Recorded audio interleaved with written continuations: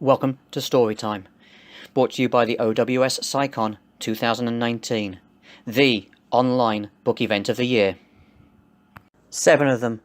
Ian slid his spyglass closed and tucked it in his belt, crouching behind the rock next to Jep. They just now pushed off from shore. Biting his lip, he recognized the same dread in Jep's eyes as he was feeling. "I won't let fear weaken us, not now." "This is the perfect opportunity," Ian assured his companion, settling his own doubt. "Come morning, those 7 sailors will think we've been on the ship all along, but the crew will see us as newcomers. No one will question our presence." "I don't know, Ian," Jep mumbled. "What if we're caught?" Ian shrugged. "Let's hope we aren't." Jep made a face. "Think of it this way. If we found out what these men are doing, we'll be a step closer to protecting our village. You're supposed to find Adrian and Darrell, not stow away on some sea vessel we know nothing about. And if Adrian and Darrell are on board?" Jep peered past the boulder they hid behind. The longboat bounced over the surf, quietly inching toward the moored ship. "If those 2 scoundrels sail away now, we may never have the chance to abort the enemy's battle plans," Ian pressed. Jep shrugged. "I suppose they could be there." "They are, trust me." Ian's tone had a note of certainty. Both Adrian and Darrell were there with the buccaneers in Elk Cove Forest. The timing of their escape was perfect. They had to have known about this rendezvous. He gave Jep a nod of assurance. Swallowing his fear, Ian emerged into the moonlight and hastily descended the jagged bank. He slipped. Stones rolled from under his bare feet, and he reached for a boulder to catch his balance, scraping his hands and knees along the coarse muscles that clung to the cliff's slimy surfaces. Falling only a short distance, Ian landed in a crevice and froze. Eyes wide, he watched the last of the sailors disappear into the dark silhouette of the mother vessel. "Careful on your way down," Ian called quietly to Jep, assuming the danger of being heard had passed. Jep leaned over the top of the ledge. "Like you?" he asked. At least Jep still has his sense of humour. Once Ian stepped onto the damp shore of Moor Cove, he harbored in the shadows until the young Campion made his descent. Jep's golden hair fell over his shoulders, glowing in the moonlight as he lowered his body carefully to the ground. They peered out at the bay from behind the boulders, well protected by the towering cliffs that formed a concave inlet, where Aspen Creek trickled into the salty water, moored the galliot. The ship's mast and mizzenmast poked at the moonlit night in rhythm to the gentle rocking of the waters. The taste of salty air settled on his tongue as Ian listened to the night sounds. The creek splashing into the bay, the waves rolling gently on the sand, and the moan of the ship, groaning as if in agony. "It's so quiet," Jep whispered. "What do you think they're doing?" "Sleeping, maybe?" Ian gave Jep a twisted grin. Like the breath of fresh air, he suddenly welcomed the sense of danger. "Already? They just got there." "More than likely they've been shown a hammock and are settling in for the night." He retrieved his spyglass and twisted the lens.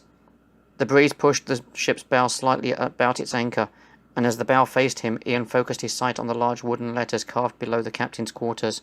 "The treasure seeker," he read quietly. "Wonder what treasure it is they're seeking. Whatever it is, it won't be secret for long." "And we're going aboard?" Jep scratched his head. "How are we going to do that?"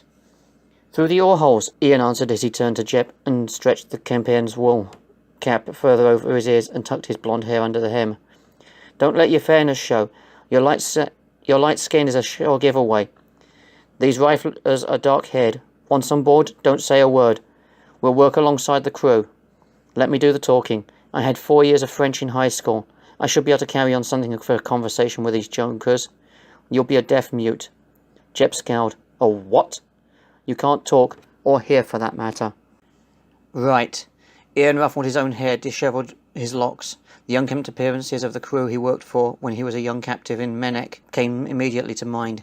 Even then, Ian had preferred spending time with the carefree sailors rather than slaving as a water boy for the rigid village people. This might actually be fun in a precarious sort of way. "You can swim that far, can't you?" Jep nodded. "I can swim." Ian gave Jep an encouraging slap on the shoulder. "This is going to be easy." "I hope you're right. I hope our prisoners are there. But most of all, I hope we make convincing sailors." "We will."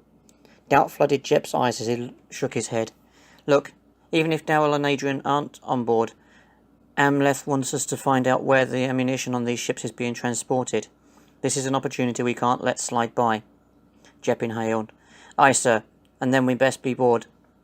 Creeping silently next to the dark of the cliffs until he passed the white sands, Ian slithered into the chill of the bay. The cold stung his eyes and jolted his senses. He dove under water. Jep swam by his side. Their powerful strokes propelled them through the breakers and then into the deep. The closer they came to the treasure-seeker's hull, the more poignant the smell of wet wood and creosote. Silent as eels, the two swam the length of the ship as the tide slapped against the weathered wood. No longer able to hold his breath, Ian broke the surface, gasping. He wiped his hair from his eyes and treaded water, looking for a way into the galleon. Silver moon rays illuminated a coarse hemp line that dangled from the side of the ship. Twisted and knotted together in a grid, it formed a makeshift ladder. Ian grabbed it and pulled himself up to the oar-hole. He peered cautiously into the hollow, searching for any sign of life. When he was certain it was safe, he waved to Jep and climbed into the ship. Jep followed him inside, where the pair had to hunch over to avoid the low overhead.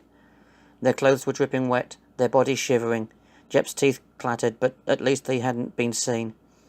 "You didn't think to bring dry clothes, did you?" Jep grimaced. Ian pulled off his shirt and wrung it. "I promise you, you'll get an extra bowl of Dad's soup when this is over."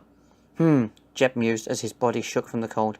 "I suppose I could imagine hot lamb broth and it would make me warm. I wish." Ian scanned the dark corridor that was lit only by the night's ambient light shining through the oar-holes. "We'll have to bed over tonight." Jep lay prone on the seat. "It's dry. That's good enough for me. Sleep is what I need after chasing your two prisoners all night." Ian stretched on the bench across from him, rolled up his shirt and cushioned his head. "We'll catch them. You have my word." "You say that with too much conviction. You have me worried," Jep mumbled. Ian caught Jep's concerned glare from the corner of his eye. "He's going to pay. I don't care if he is only 12 years old. He'll pay for his part in Abby's abduction." "Can I say something?" Jep asked. His voice was quiet but anxious. Ian answered by facing him. "Remember, this war is not your personal war? You sound like Amleth. Regardless of who I sound like, I speak as a Kempian." When the ship groaned, Ian stared at the damp timbers over his head. He had learned so much from the forest people, their mild manners, their thoughtful ways, but he had not yet restrained the rage within himself to be one of them. "Remember the integrity of the Kempians whenever you make your vows, Ian," Jep admonished. Ian refused to give in. He rolled over on the hardwood bench. "It's my personal war, Jep. It became my war when they kidnapped Abby." At the crack of dawn, the smell of coffee woke Ian, and he rustled Jep awake. From the hatchway they could see sailors move about above them. Tin cups clanked and a bell sounded. "Pretend you've been here all along." Ian donned his damp shirt and stepped to the upper deck, where men stood about a small cast iron stove, fire crackling and spitting within. A kettle spewed steam as the cook poured boiling liquid into a cup and handed it to a sailor. Jep stood in line. Ian was not as anxious as the Kempian to interact with these people, at least not until he made sense of his surroundings. He eyed the seascape, curious as to the ship's location. The vessel had clearly left the cove during the night. Clouds had rolled in and cradled the treasure-seeker, much like a fleece blanket cradles a newborn. Except for an occasional thinning of the fog, sight was limited to the dock of the old wooden galliot and the lower parts of its mast, and to the gaunt grimace of the dark, weathered faces, dreadlocks, and unshaven beards. All the men seemed as cold as Ian. Most of them warmed themselves by hugging their mugs filled with hot coffee. Ian stood next to two deckhands who were deep in conversation. The men smelled of sweat, sea, and rum, and they were older than Ian, in their late 20s maybe, and he wondered where they came from, his world or another. He nodded a greeting when they gave him a curious look over. "Want some?" Jep asked, returning from the grub line, biting a chunk of hardtack and offering a piece to Ian. "Shh," Ian cautioned as the captain appeared. This story time was read by Timothy Bateson and brought to you in conjunction with the OWSCyCon 2019. OWSCyCon runs from May 17th through May 19th. You can find us at OWSCyCon.ourrightside.com. Again, OWSCyCon.ourrightside.com. We have events happening across all genres. If you are a reader, you cannot afford to miss this event. You never know. You may just find your next best read.